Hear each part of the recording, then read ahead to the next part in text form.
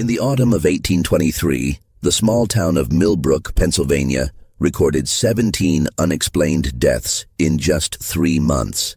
What made these deaths particularly disturbing wasn't their number, but the fact that every single victim had been prepared for burial by the same family-owned funeral home.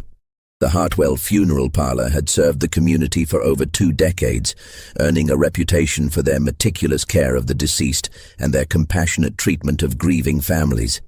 But when a traveling physician noticed peculiar marks on several bodies during a routine health inspection, he uncovered evidence that would shake the foundations of this quiet Pennsylvania town. What authorities discovered in the basement of the Hartwell establishment was so horrifying that local officials buried the records for nearly a century, and some say the full truth has never been told. Before we continue with the story of the Hartwell family and their house of horrors, if you're fascinated by dark historical mysteries like this one, make sure to subscribe to our channel and hit that notification bell. We bring you the most chilling true stories from America's past. Also, let us know in the comments what state or city you're listening from. We love hearing from our community of mystery lovers worldwide. But let me take you back to the Pennsylvania countryside of 1823, where the Hartwell family had built what appeared to be a respectable business on a foundation of unimaginable darkness.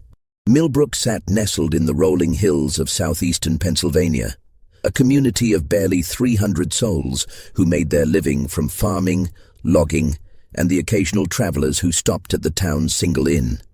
The year 1823 marked a period of growth for the young American Republic, but small towns like Millbrook remained largely isolated from the bustling cities of Philadelphia and Pittsburgh. Here, neighbors knew each other's business, children played freely in the streets, and trust was the currency that held the community together. The Hartwell family had arrived in Millbrook in 1801 when Patriarch Ezekiel Hartwell purchased a large stone house on the outskirts of town and established the area's first dedicated funeral parlor. Before the Hartwells, families had prepared their own dead or relied on the local carpenter to build coffins. Ezekiel's professional approach to death care was initially viewed with suspicion by some townspeople, but his respectful manner and fair prices quickly won over the community. Ezekiel lived in the funeral home with his wife Martha, their 3 children, sons Josiah and Caleb and daughter Rebecca, and Martha's elderly father Thomas Creed. The family appeared to embody the Protestant work ethic that defined rural Pennsylvania. They attended Sunday services at the Methodist Church, participated in community barn raisings, and Martha was known for bringing pies to families experiencing hardship. Josiah, the elder son at 26, had learned the embalming trade from his father and was expected to inherit the business. Caleb, 23, assisted with carpentry and grave digging. Rebecca, just 19, helped her mother with the domestic duties and often comforted grieving families with her gentle manner. The Hartwell establishment occupied a 3-story stone building with a wooden addition that housed the preparation rooms.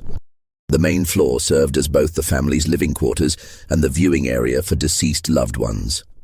A narrow staircase led to the 2nd floor where the family's bedrooms were located, while another set of stairs descended to a basement that had been converted into the embalming and storage area. The property also included a large barn where coffins were constructed and a small cemetery plot for those who couldn't afford burial elsewhere. What made the Hartwells particularly trusted in the community was their willingness to serve families regardless of their ability to pay. During harsh winters when crops failed, they often provided services in exchange for food or future labor. This generosity created a network of grateful families throughout the region, and word of their compassionate service spread to neighboring towns. By 1823, the Hartwell Funeral Parlor was handling nearly every death within a 15-mile radius. The political climate of 1823 Pennsylvania was marked by tensions between traditional rural values and the encroaching influence of industrial progress. The Erie Canal was nearing completion in New York, promising to bring unprecedented economic opportunity to the region, but also threatening to disrupt the established order of small-town life. Religious revival movements swept through Pennsylvania communities, bringing both spiritual renewal and social upheaval as traditional authority structures were questioned. In this atmosphere of change and uncertainty, institutions like the Hartwell Funeral Parlor represented stability and continuity. Yet beneath this veneer of respectability, something sinister was taking root in the Hartwell household. The isolation of their work, the trust placed in them by grieving families, and the very nature of their profession created opportunities that most people could never imagine. Death had become not just their livelihood, but their obsession, and the line between caring for the dead and creating them was about to be crossed in ways that would horrify anyone who discovered the truth. The first sign that something was amiss came on October 15, 1823, when Dr. Samuel Harrison arrived in Millbrook to conduct his annual health inspection of the surrounding townships. Dr. Harrison was a traveling physician employed by the state to monitor disease outbreaks and ensure that proper sanitary practices were being followed in rural communities. His visits were routine affairs, typically involving examinations of water sources, food storage facilities, and burial practices. What drew Dr. Harrison's attention wasn't initially the number of recent deaths in Millbrook, but rather the unusual circumstances he observed during his mandatory inspection of the Hartwell Funeral Parlor. Pennsylvania law required that all bodies be available for medical examination if requested by a state physician, a regulation that had been implemented following several cholera outbreaks in the previous decade. When Dr. Harrison arrived at the Hartwell establishment on that crisp autumn morning, he was greeted warmly by Ezekiel Hartwell and his son Josiah. The two men gave him a tour of their facilities, proudly displaying their modern embalming equipment and meticulously clean preparation rooms. Everything appeared to be in order until Dr. Harrison requested to examine 3 bodies that were currently in their care, preparing for burial services later that week. The first body belonged to Eleanor Fairchild, a 68-year-old widow who had allegedly died of consumption 3 days earlier. As Dr. Harrison conducted his examination, he noticed something that made his blood run cold. Along Eleanor's neck, barely visible beneath the high collar of her burial dress, were faint but unmistakable bruise marks. The pattern was consistent with manual strangulation, not the wasting disease that had supposedly claimed her life. When Dr. Harrison questioned the marks, Josiah Hartwell quickly explained that they had positioned Eleanor awkwardly during the embalming process, causing post-mortem bruising. The explanation seemed plausible enough, but something in Josiah's manner, a slight tremor in his voice, the way his eyes avoided direct contact, made Dr. Harrison decide to examine the other 2 bodies more carefully. The second body was that of Marcus Webb, a healthy 42-year-old farmer who had allegedly suffered a heart attack while working in his fields. Dr. Harrison's examination revealed something even more disturbing. Small puncture wounds on Webb's arms and chest, precisely placed and too deliberate to be accidental. When pressed for an explanation, Ezekiel Hartwell claimed that Webb had fallen onto some farming tools during his collapse, but the wounds were too clean and purposeful for such a random accident. The third body provided the most damning evidence. Mary Patterson, a 26-year-old mother of 2, had supposedly died of a fever after a brief illness. However, Dr. Harrison discovered traces of a white powder residue around her mouth and fingernails. His medical training immediately recognized the substance as arsenic, a poison that was unfortunately common in rural areas where it was used to control rodent populations. As Dr. Harrison documented his findings, he became aware of an oppressive atmosphere within the Hartwell establishment. The family members exchanged meaningful glances, their earlier warmth replaced by a cold watchfulness. Martha Hartwell, who had been preparing tea in the kitchen, appeared in the doorway with an expression that could only be described as predatory.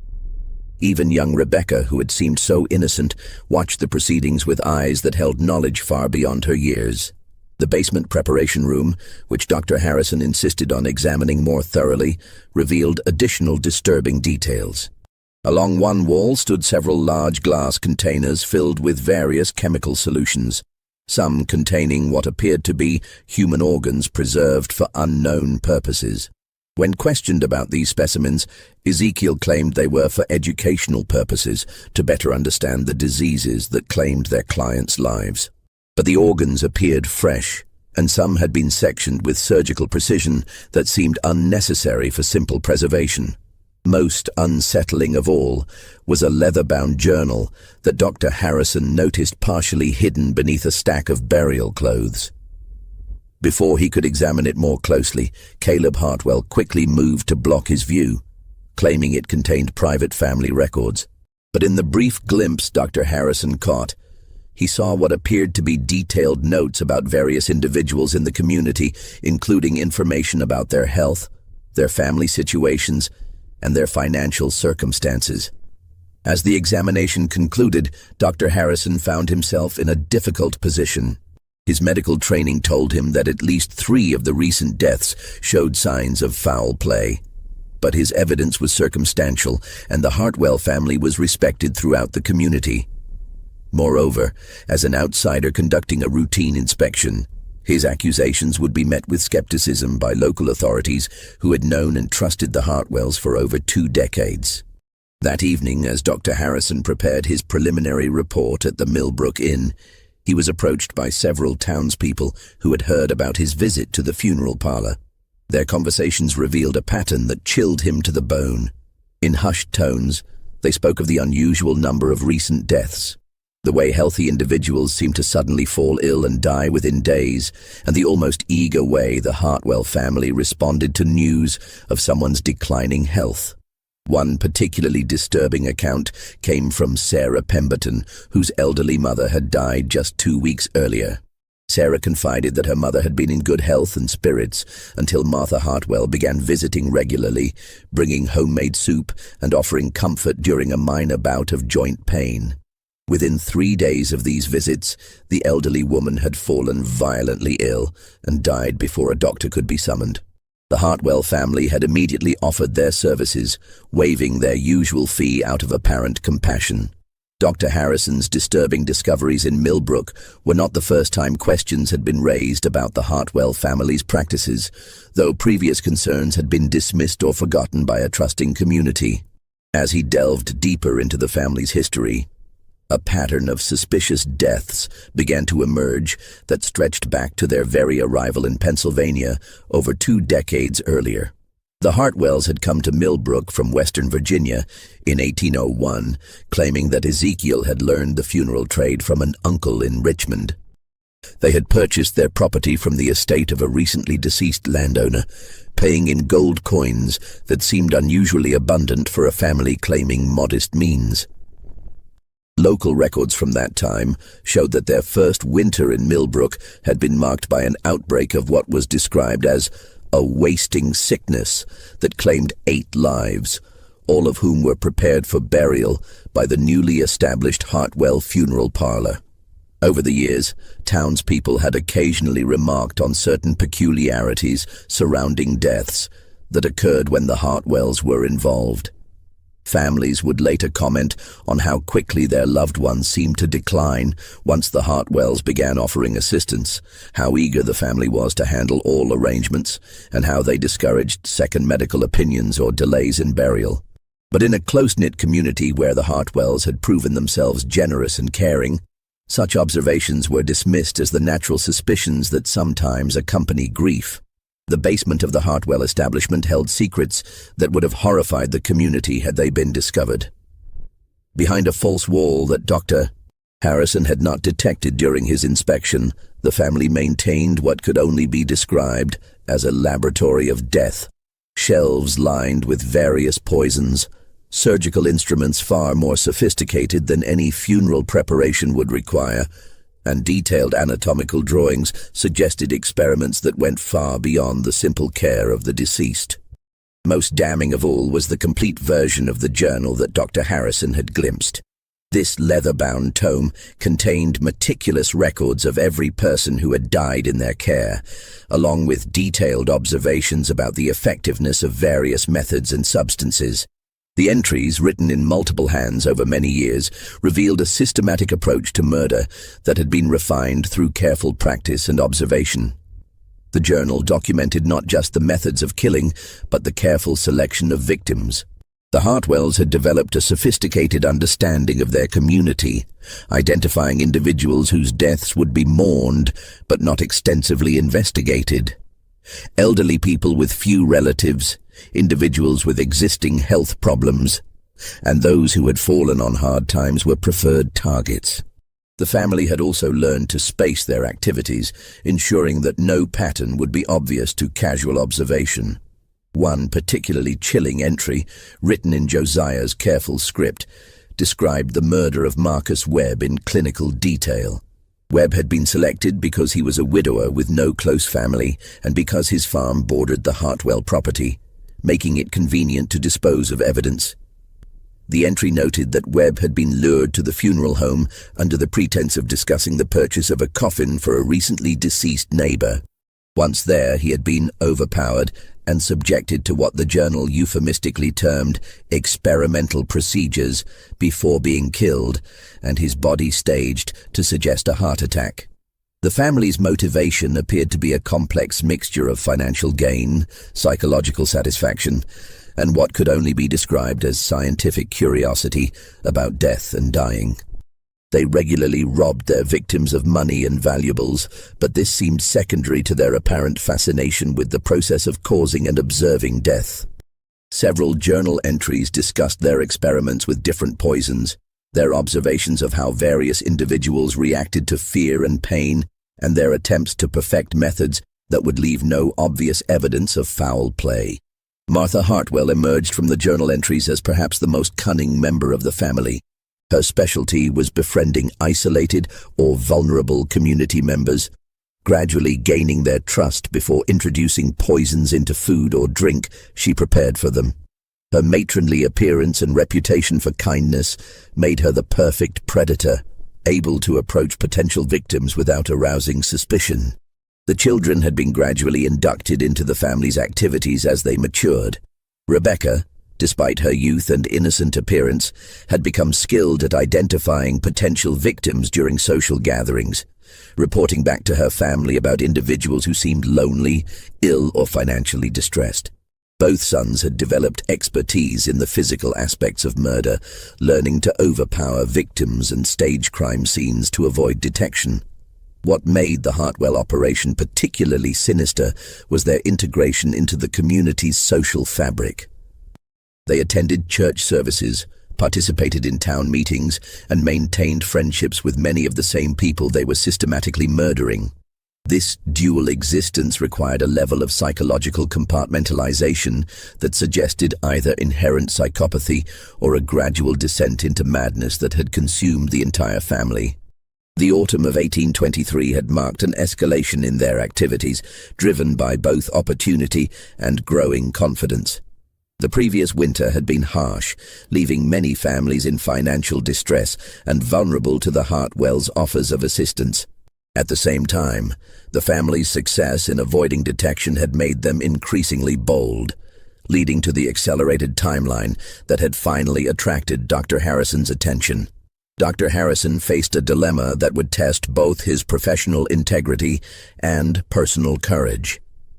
His medical examination had revealed clear evidence of foul play, but presenting his findings to local authorities would require him to accuse a respected family of systematic murder, a charge that would seem incredible to a community that had trusted the Hartwells for over 2 decades.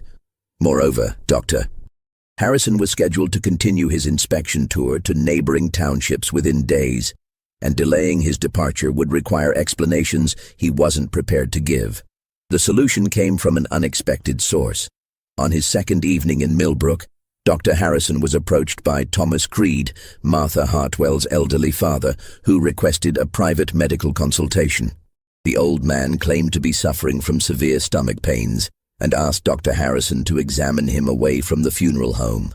They met in the stable behind the inn, where Creed's demeanor immediately transformed from that of a feeble patient to something far more calculating.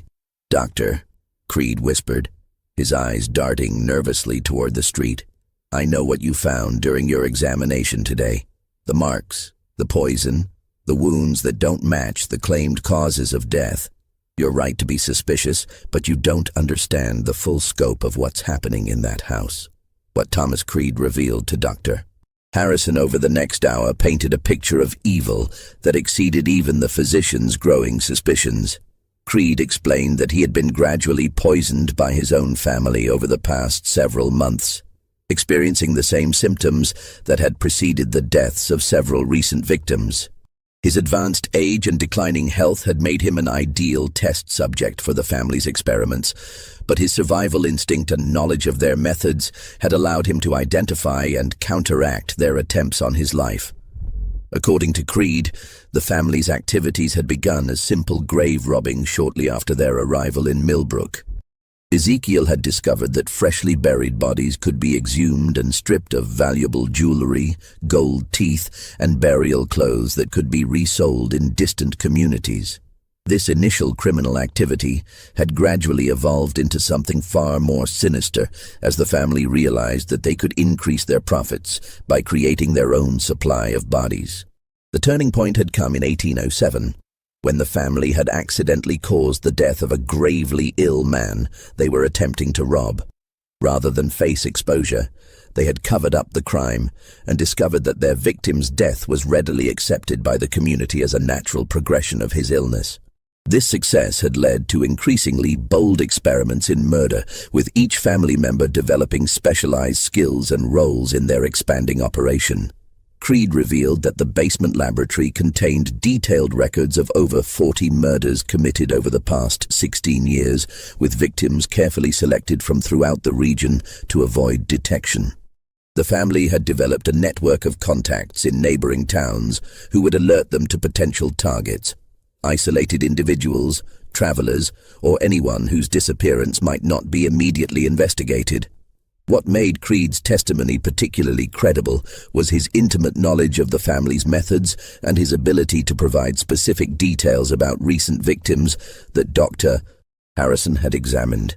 He described exactly how Eleanor Fairchild had been strangled, how Marcus Webb had been tortured before his death, and how Mary Patterson had been gradually poisoned over several weeks while Martha pretended to nurse her through a fictional illness. The old man also revealed the existence of a mass grave hidden in the woods behind the Hartwell property, where the family disposed of victims whose bodies couldn't be passed off as natural deaths. This burial site contained the remains of at least a dozen individuals, including several travelers who had stopped at the funeral home seeking directions or shelter and had never been seen again. Creed's motivation for betraying his family was both personal and practical. He had grown increasingly horrified by their activities, but more importantly, he had realized that his own death was imminent.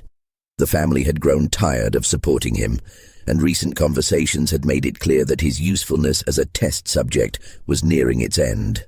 His only hope for survival was to expose their crimes and seek protection from authorities. The old man proposed a plan that would allow Dr. Harrison to gather irrefutable evidence while protecting both of them from immediate retaliation. Creed would provide the physician with the key to the basement laboratory, allowing him to examine the hidden records and evidence during the family's absence at Sunday church services. This would give Dr. Harrison the documentation he needed to convince authorities, while Creed would use the same opportunity to escape to a distant relative's home in Philadelphia. Dr. Harrison spent the remainder of the night wrestling with the implications of Creed's revelations. The scope of the crimes was staggering, involving dozens of murders committed over nearly 2 decades by a family that had been trusted and respected by their entire community. The evidence Creed promised would likely be sufficient to secure convictions, but it would also destroy the faith and security of hundreds of innocent people who had believed themselves safe in their small town. More troubling was the realization that Dr. Harrison himself was now in danger. His examination of the bodies had clearly aroused the family's suspicions, and his continued presence in Millbrook represented a threat to their operation. Creed warned that the family had killed to protect their secrets before, and they would not hesitate to do so again if they felt cornered. The plan they devised required precise timing and considerable courage. Dr. Harrison would need to gain access to the basement laboratory, document the evidence he found there, and escape Millbrook before the family realized what had occurred. Meanwhile, Creed would disappear during the same time period, making it appear that he had simply wandered off in his senile confusion, a disappearance that would be tragic, but not immediately suspicious. Sunday morning dawned grey and cold, with a November chill that seemed to penetrate the very bones of Millbrook's residents as they prepared for weekly worship services. Dr. Harrison had spent a sleepless night at the inn, alternately reviewing his medical notes and questioning the sanity of the plan he had agreed to undertake. The weight of potential evidence hidden in the Hartwell basement pressed on his mind like a physical burden, made heavier by the knowledge that his own life now hung in the balance. Thomas Creed had provided him with detailed instructions for accessing the basement laboratory during the family's absence at church. The Hartwells, as prominent members of the Methodist congregation, never missed Sunday services and typically remained for social activities that extended well into the afternoon. This would provide Dr. Harrison with approximately 3 hours to locate and document the evidence Creed had described. The key Creed had given him was small and ornate, designed to open a hidden compartment behind the basement's stone wall. According to the old man, this compartment contained not only the complete murder journal but also preserved specimens, poison supplies, and detailed anatomical drawings that would provide irrefutable proof of the family's crimes. More importantly, it contained a detailed map showing the location of the hidden burial ground where dozens of victims had been disposed of over the years. As the church bells began to ring across Millbrook, Dr. Harrison positioned himself in the woods behind the Hartwell property, watching the family emerge from their home, dressed in their Sunday finest. Ezekiel wore a black suit that gave him a dignified ministerial appearance, while Martha had chosen a dark blue dress with a white collar that emphasized her matronly respectability. Josiah and Caleb flanked their parents, looking every inch the devoted sons, while Rebecca walked demurely beside her mother, her innocent appearance masking the calculating mind that Creed had described. What Dr. Harrison found most disturbing was how normal the family appeared as they walked toward the church. Their faces showed no trace of the evil that Creed had described, no hint that they had murdered dozens of innocent people over the past 2 decades. They exchanged pleasantries with neighbors along the way, smiled at children playing in yards, and presented themselves as the very model of Christian virtue and family values. The physician waited a full 30 minutes after the family's departure before approaching the funeral home. The building stood silent and imposing in the weak autumn sunlight, its stone walls holding secrets that would shock the entire community if they were revealed. Dr. Harrison's hands trembled slightly as he used Thomas Creed's key to enter through the basement door, but his medical training had prepared him for confronting disturbing realities, and he forced himself to proceed methodically. The basement initially appeared exactly as it had during his official inspection: clean, organized, and professionally maintained. The embalming tables were spotless, the chemical solutions properly labeled and stored, and the few bodies currently in their care lay peacefully under white sheets. It was only when Dr. Harrison began examining the walls more carefully that he located the concealed entrance Creed had described. Behind a section of stone wall that appeared identical to the rest of the basement, the small key opened a hidden panel that revealed a chamber of horrors beyond his worst imaginings. The secret room was larger than the main basement, extending beneath the entire footprint of the house and into the hillside beyond. Shelves lined the walls containing hundreds of glass jars filled with preserved human organs, each carefully labeled with dates and what appeared to be experimental notations. The murder journal occupied a place of honor on a wooden lectern in the center of the room. The leather-bound volume was thick with years of entries, written in multiple hands but with consistent attention to detail that spoke of scientific methodology applied to the act of murder. Dr. Harrison's medical training allowed him to understand the technical aspects of what he was reading, but the clinical precision with which the family had documented their crimes was perhaps more horrifying than the murders themselves. Each entry followed a similar format: identification of the victim, method of approach, technique employed for killing, observations about the victim's reactions, and notes for future reference. The entries revealed a progression from simple poisonings to increasingly sophisticated methods that suggested years of practice and refinement. Recent entries showed experiments with various surgical techniques, apparently conducted on living victims to study their effects. What shocked Dr. Harrison most was the discovery that the family's activities extended far beyond Millbrook. The journal documented murders in at least 6 different Pennsylvania townships, with victims selected during the family's travels to provide funeral services for distant clients. They had developed a system for identifying vulnerable individuals in each community, often returning months later to commit crimes in areas where they were less likely to be suspected. The anatomical drawings were even more disturbing than the journal entries. Detailed illustrations showed the progression of various experimental procedures, with careful notations about which techniques produced the most fear in victims and which methods were most effective for different types of people. The drawings suggested that the family viewed their victims not as human beings, but as subjects for scientific study, approaching murder with the same methodical precision that legitimate researchers might apply to animal specimens. As Dr. Harrison continued his examination of the hidden chamber, he became aware of voices outside the building.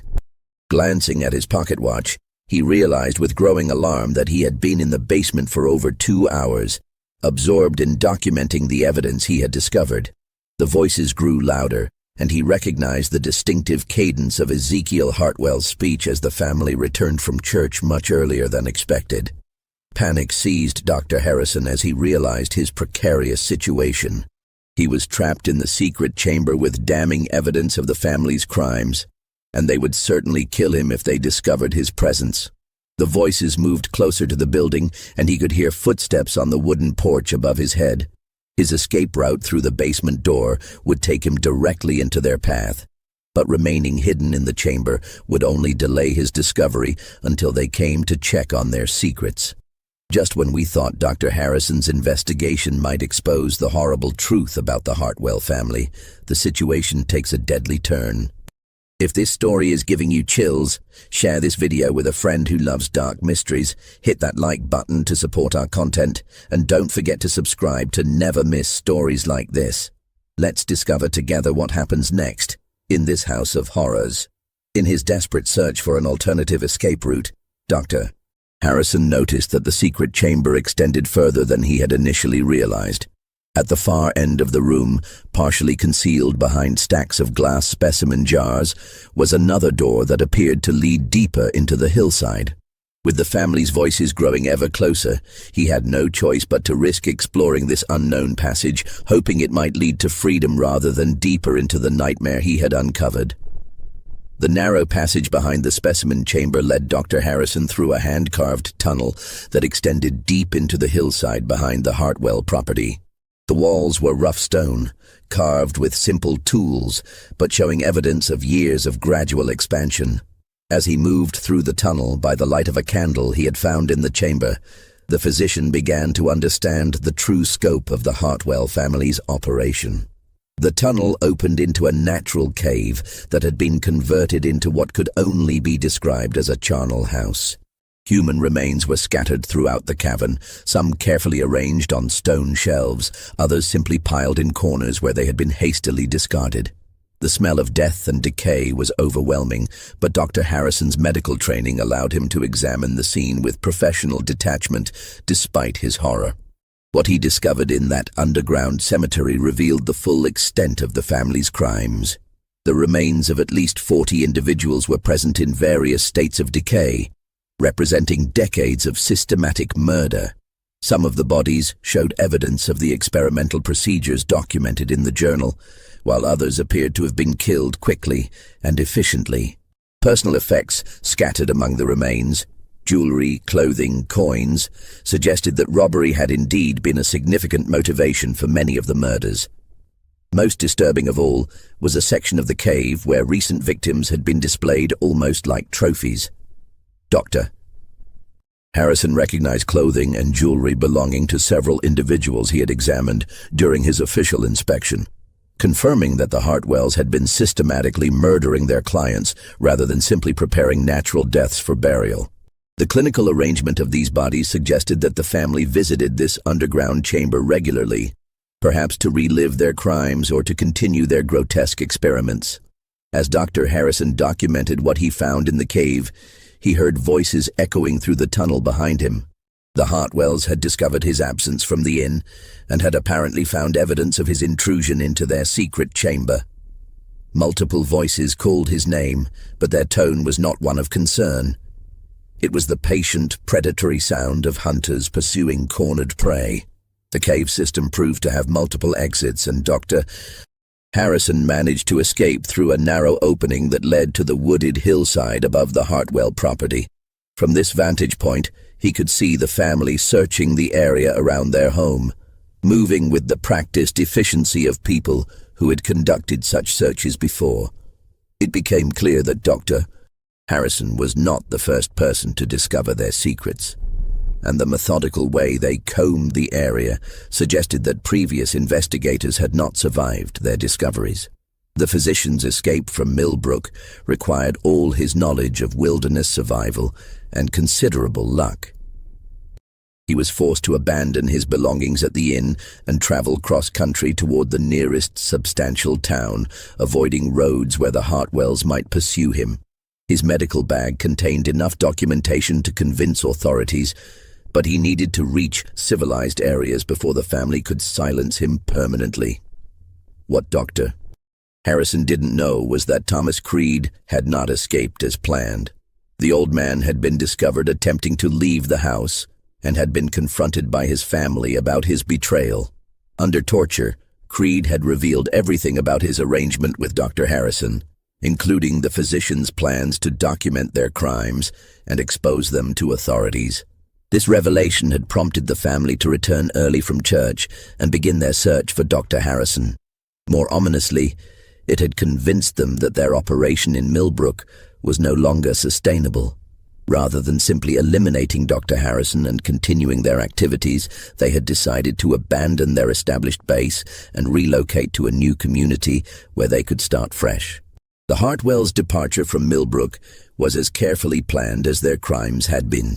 They claimed that Ezekiel had received an urgent message about a dying relative in Ohio, necessitating an immediate journey that might keep them away for several months.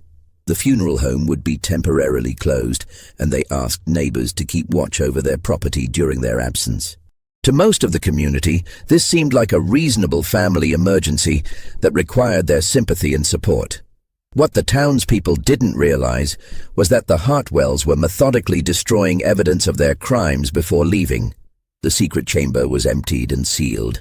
The cave system was partially collapsed to hide the remains it contained, and all documentary evidence of their activities was either destroyed or packed for transport to their new location. By the time Dr. Harrison reached authorities in Philadelphia 3 days later, the Hartwell family had vanished completely, leaving behind only an empty funeral home and a community that would never suspect the horrors that had been committed in their midst. Dr.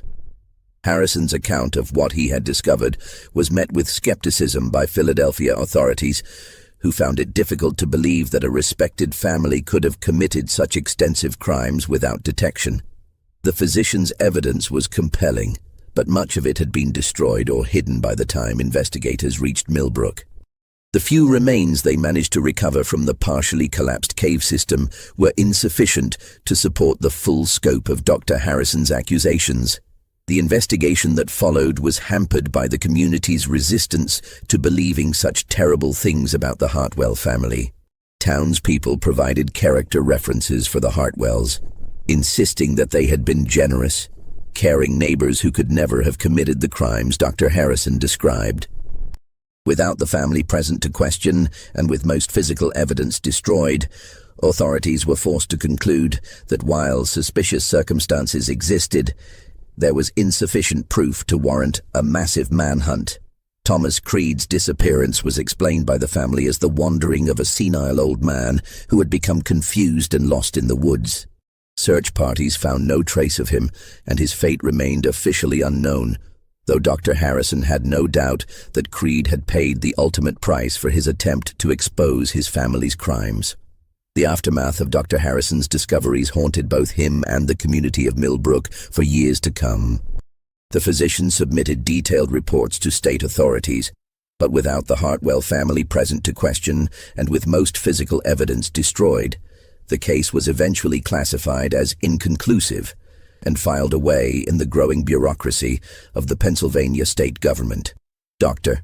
Harrison never stopped believing in what he had witnessed, and he spent considerable personal resources attempting to track down the Hartwell family. His investigations revealed a pattern of similar disappearances and suspicious deaths in several Ohio communities during 1824 and 1825, but by the time he could alert authorities in those areas, the family had once again vanished. Over the following decade, Dr. Harrison documented similar patterns in Indiana, Illinois, and eventually the Missouri Territory, always arriving too late to prevent further murders or capture the perpetrators. The people of Millbrook were left to grapple with the possibility that they had been living alongside systematic murderers for over 2 decades. Some residents refused to believe Dr. Harrison's account, insisting that the Hartwells had been good neighbors who were being falsely accused. Others began to re-examine past deaths with new suspicion, wondering how many of their friends and relatives had actually been murdered rather than claimed by natural causes. The Hartwell funeral parlor building stood empty for nearly 2 years before being purchased by a merchant from Philadelphia who converted it into a general store. Local residents were reluctant to enter the building, and it took years for the community to fully accept its new function. The basement was permanently sealed, and no one showed any interest in exploring the cave system that Dr. Harrison had described. Perhaps most tragically, the fear and suspicion created by the Hartwell affair fundamentally changed the character of Millbrook. The trust and openness that had defined the community for generations was replaced by wariness and doubt. Neighbors began viewing each other with suspicion. Death became a source of fear rather than acceptance, and the simple faith that had bound the community together was permanently fractured. Dr. Harrison continued his work as a traveling physician, but he was forever changed by what he had witnessed in Millbrook. He developed an almost obsessive attention to detail during his inspections, examining every death with the thoroughness of a criminal investigator rather than a routine health official. His colleagues began to view him as eccentric, even paranoid, but Dr. Harrison knew that evil could hide behind the most respectable facades. In 1847, nearly 24 years after his experience in Millbrook, Dr. Harrison received a letter that would vindicate his long-held beliefs and provide a final chilling chapter to the Hartwell story. The letter came from a sheriff in Oregon Territory, where westward expansion had carried thousands of settlers seeking new opportunities in the far reaches of the American frontier. According to the sheriff's account, a family named Coldwell had operated a funeral parlor in a small Oregon settlement for 3 years before being exposed in circumstances remarkably similar to what Dr. Harrison had discovered in Pennsylvania. The sheriff had read Dr. Harrison's old reports in federal files and recognized the identical patterns of suspicious deaths, systematic poisoning, and hidden burial sites. When authorities had finally raided the Coldwell establishment, they found evidence of at least 30 murders committed over their 3 years in Oregon. More significantly, they discovered documentation proving that the Coldwells were actually the Hartwell family, who had been moving westward across America for over 2 decades, establishing new identities and continuing their murderous practices in each new community. The family had been captured alive, and during their interrogation, they confessed to crimes spanning nearly 30 years and covering 8 different states. Their total victim count exceeded 120 individuals, making them among the most prolific serial killers in American history. Ezekiel Hartwell, now calling himself Ezekiel Coldwell, was 73 years old, but remained mentally sharp and showed no remorse for his crimes. Martha, Josiah, Caleb and Rebecca had all continued their roles in the family operation, refining their techniques and expanding their methods with each relocation. The family's confessions revealed the full scope of their crimes and provided closure for dozens of unsolved disappearances across the frontier. They described in detail how they had perfected their system of selecting victims, establishing credibility in new communities, and disposing of evidence. Most chillingly, they expressed pride in their accomplishments, viewing themselves as successful entrepreneurs who had simply chosen an unusual line of business. Ezekiel Hartwell was executed by hanging in Salem, Oregon, in December 1847, followed by his wife Martha and son Josiah. Caleb was sentenced to life imprisonment, where he died of pneumonia in 1852. Rebecca, who was still relatively young and claimed to have been coerced by her family, received a 20-year sentence but died in prison of unknown causes in 1851. The revelation of the Hartwell family's true scope of crimes sent shockwaves through communities across America where they had operated.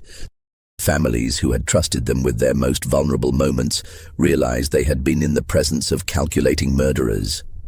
The case became a cautionary tale about the dangers of placing blind trust in strangers, no matter how respectable they might appear. Dr. Harrison, now in his 70s, traveled to Oregon to witness Ezekiel Hartwell's execution and to finally confront the man who had haunted his thoughts for over 2 decades. The two men spoke briefly before the execution, and Hartwell expressed surprise that Dr. Harrison had survived his discovery in Millbrook, claiming that several other investigators over the years had not been so fortunate. In their final conversation, Hartwell revealed one last disturbing detail. The family had trained other individuals in their methods, apprentices who had established their own operations in various parts of the expanding nation. He claimed that at least 3 other families were continuing similar practices, but he refused to provide any details that might help authorities locate them. This revelation ensured that Dr. Harrison's remaining years would be spent in the knowledge that the evil he had discovered in Millbrook was still spreading across America. The Millbrook community never fully recovered from the revelation that their trusted neighbors had been systematic murderers. The town gradually declined as families moved away, unable to bear the weight of their shared history. By 1860, Millbrook had been abandoned entirely, and the forest began to reclaim the buildings where so much horror had been hidden. Today, few records remain of the Hartwell family's crimes. The official reports were buried in government archives, the newspaper accounts were forgotten, and the communities they terrorized tried to erase all memory of their presence. But for those who study the darker chapters of American history, the Hartwell case serves as a reminder that evil can flourish anywhere, hidden behind masks of respectability and protected by the very trust and innocence it seeks to destroy. The story of the Hartwell funeral parlor demonstrates how serial killers could operate with impunity in an era before modern communication and law enforcement coordination. It shows how predators could exploit the natural human trust that bound communities together, using that very trust as a weapon against their victims. Most importantly, it reveals how ordinary people, doctors, neighbors, family members, sometimes held the power to expose great evils, but only if they were willing to look beyond appearances and act on their suspicions. Dr.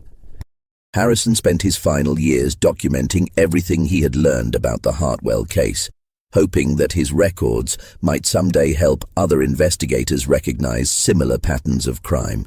He died in 1853, taking with him intimate knowledge of one of America's most horrifying family criminal enterprises.